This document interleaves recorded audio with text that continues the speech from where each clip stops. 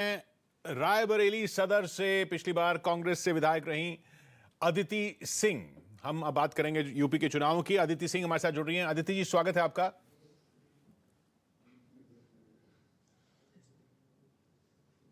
अदिति जी, वो कांग्रेस कह रही है लड़की हूं, लड़ सकती हूं, और कांग्रेस की लड़कियां कांग्रेस से ही लड़ रही हैं। आप कांग्रेस छोड़ के कांग्रेस के खिलाफ खड़ी हो गई, ऐसा क्यों? किशोर जी, काफ़ी बार मैंने इस बारे में बोला भी है। जब से मैंने कांग्रेस पार्टी ज्वाइन करी है, जब मैंने ज्वाइन किया था, मैंने खुद बहुत आशाओं के साथ पार्टी ज्वाइन करी थी। बहुत मेरे भी सपने थे कि पार्टी पे वर्क किया जाएगा, पार्टी को स्ट्रेंथन किया जाएगा, पार्टी का संगठन मजबूत किया जाएगा उत्तर प्रदेश में। पर जैसे मैं कहती हूँ हमेशा, कांग्रेस का दूसरा नाम है कन्फ्यूजन। यहाँ कुछ करना बिल्कुल एक भूल है। कुछ करने का सपना भी देखें और कुछ करने की आप मंशा भी रखें, इच्छा भी रखें, पूरी तरीके से वो आप ही की भूल है। क्योंकि यहाँ ना तो कोई संगठन है, ना तो कोई डिसिप्लिन है, ना तो कोई अनुशासन है पार्टी में, और ना तो इनको कोई बदलने की मंशा है, ना तो इनकी कोई सॉर्ट ऑफ इच्छा भी नजर नहीं आती है कि ये लोग कुछ और आगे बढ़ के करना भी चाह रहे हैं। आई फील कि 2017 के चुनाव से पहले जो परिस्थितियां थी, उनसे भी और बदतर की तरफ हुई हैं इस चुनाव में जो देखने को मिलता है। पिछली बार फिर भी काफी बड़े नेता पार्टी में थे, पार्टी फोल्ड में रुके हुए थे। उनका विश्वास कायम था कि नहीं, आगे हम लोग कुछ ना कुछ काम करेंगे। आज की तारीख में मुझे ही छोड़ दीजिए, पर जैसे अन्य नेताओं की बात करें, आप जितिन प्रसाद जी की बात करें, आरपीएन सिंह की बात करें, अनु टंडन जी की बात करें, रत्ना सिंह जी की बात करें, ये तो दिस इज ऑफ द लेकिन ये सब लोग हार गए थे। ये सब लोग चुनाव हार गए थे। आप नरेंद्र मोदी लहर, योगी लहर, उसमें भी योगी के नाम पे तो नहीं था पिछला चुनाव, पर फिर भी नरेंद्र मोदी कर रहे थे, उसमें भी आप कांग्रेस के टिकट पर जीती थी, बीजेपी के नाम पे। हाँ, तो बिल्कुल, तो उस पे बिल्कुल जीती थी, और बहुत मेहनत। जी जी तो जी, आप कुछ कह रहे थे। मैं ये कह रहा था कि वो गढ़ जो है वो आपके परिवार का भी गढ़ है और कांग्रेस का भी गढ़ माना जाता था। आप कह रही हैं कि वो सिर्फ आपके परिवार के नाम पे वोट था, कांग्रेस का उसमें कुछ वोट नहीं था, तो पिछली बार आपको मिला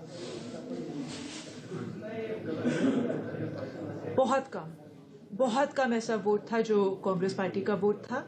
आई थिंक अधिकांश वोट उसमें जो था वो पर्सनल मेरे आदरणीय स्वर्गीय पिताजी के नाम पे मिला था, मेरे परिवार के नाम पे मिला था, जो हम निरंतर मेहनत करते आए थे क्षेत्र में, उसकी बदौलत मिला था।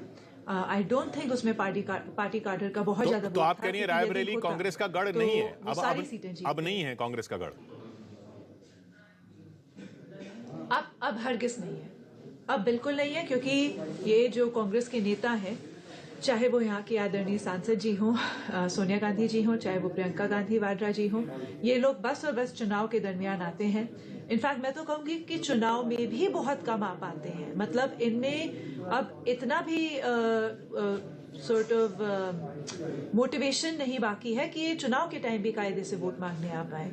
चुनाव के बाद तो बिल्कुल ही नहीं नजर आते हैं। बस और बस विधानसभा और लोकसभा के टाइम शायद मुश्किल से इनके 1-2 दौरे लगते हैं, वो भी वो सीधे जाते हैं अपने पार्टी कार्यालय में, बैठ जाते हैं अपने कार्यकर्ताओं के बीच। वो ही गिने चुने उनके कार्यकर्ता हैं, गिने चुने चेहरे हैं जिनके बीच वो बैठते हैं। पब्लिक इंटरेक्शन से इनको कोई मतलब नहीं है। आपकी नाराजगी प्रियंका गांधी से रही? आपकी नाराजगी प्रियंका गांधी से रही है या जो कार्यकर्ता उनके आसपास रहते हैं उनसे रही? मेनली तो मैं कहूंगी जब वो जो रिश्ते बिगड़ना चालू हुए, वो तो कार्यकर्ताओं की वजह से बिगड़ने चालू हुए, या जो उनके आसपास जो चाटुकार हैं that they are surrounded with, जिनको वो घेरे रहते हैं, और आज से नहीं हमेशा से घेरे रहते हैं। मेरी जो प्रॉब्लम्स चालू हुई पार्टी में या लीडरशिप से, वो तो इन्हीं की वजह से चालू हुई। संगठन के नाम पे जीरो है, संगठन के नाम पे कुछ नहीं है, ना तो उसको सुधारने की कोशिश करते हैं। हम लोग जमीनी नेता हैं, हम लोग को विधानसभा चुनाव जीत के आना होता है, पंचायती चुनाव में हम लोग की भागीदारी रहती है, लोकसभा चुनाव में हमारा सहयोग रहता है। तो हमको तो मतलब कार्यकर्ता से है, जमीनी कार्यकर्ता से है, ग्रास रूट लेवल वर्कर से है, और वो उनके पास है ही नहीं। जो अच्छा काम करना चाहते हैं उनको किसी न किसी माध्यम से कट कर दिया जाता है। जो चाटुकार है उनका पूरी तरीके से फूलमाला के साथ स्वागत होता है। तो आप कह रही कांग्रेस पार्टी में चाटुकारिता ही चलती है? Definitely. And I'm not the first to say it. I certainly won't be the last to say it. But फिर ये सवाल आता है कि आपके पति भी कांग्रेस में हैं, वो कांग्रेस से एमएलए हैं पंजाब में, और उनको अभी टिकट अभी हालांकि अनाउंस नहीं हुआ है। कहा जा रहा है कि आपकी बगावत की वजह से उनका टिकट अनाउंस नहीं हुआ है, तो क्या वो भी चाटुकारिता करते हैं? मैं पंजाब की बात ही नहीं कर रही हूँ। वहाँ हालात बहुत डिफरेंट है। वहाँ वो सत्ता पक्ष है। वहाँ अब मुझे नहीं पता हाल में क्या हुआ है, पर अमरिंदर सिंह एक मजबूत मुख्यमंत्री थे। अपने हिसाब से उन्होंने काम किया है पंजाब में।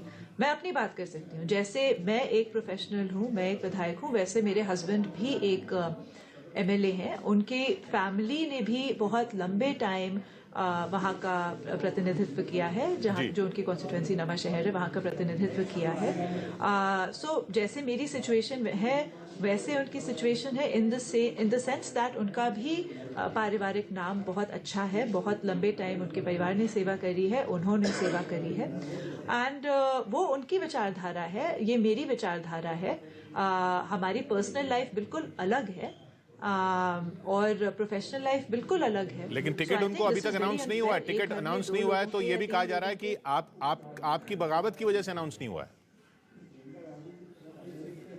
अगर ऐसी कोई बात है तो ये तो बहुत ही अनप्रोफेशनल और बहुत ही गलत होगा कांग्रेस पार्टी के बिहाफ से। बहरहाल मुझे इस बारे में कोई आइडिया नहीं है।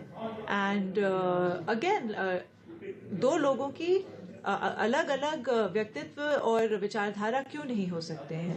भले ही अगर वो हस्बैंड और वाइफ हो, या सिस्टर्स हो, या ब्रदर्स हो, या बाप बेटे हो, या माँ बेटे हो, जो भी हो, in a family people can have different opinions and different political ideologies. तो मुझे ये सवाल ही नहीं समझ में आता जब पूछते हैं। ऑफ कोर्स वो मेरे हस्बैंड है। जैसे लंबे टाइम मेरा परिवार राजनीति से जुड़ा रहा है, वैसे बहुत लंबे टाइम से उनका परिवार भी राजनीति से जुड़ा है, और उनकी विचारधारा कांग्रेस पार्टी से मिलती है। मेरी विचारधारा कांग्रेस पार्टी से बिल्कुल नहीं मिलती है। एंड आई थिंक उस चीज को रिस्पेक्ट करना चाहिए। खास तौर से हम लोग 21वीं सदी में जी रहे हैं, सो आई डोंट अंडरस्टैंड कि ये क्वेश्चन ही कैसे, how is this a legitimate question? I don't even understand. तो ये आपने प्रियंका गांधी को भी चुनौती दी कि वो लड़ रहे हैं, प्रियंका गांधी वाड्रा लड़ लें रायबरेली से, वो चुनौती अभी भी कायम है आपकी?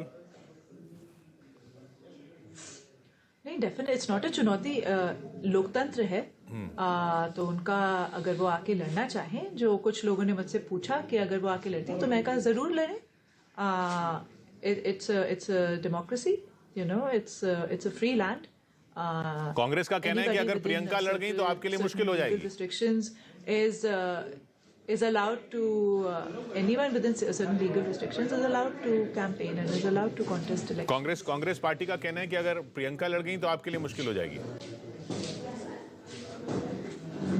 अब वो उनका कहना है, उनकी लीडर है, वो जाहिर सी बात है वो कहेंगे, और जो भी चुनाव लड़ना चाहे उनका स्वागत है। It's a free country. ये बताइए,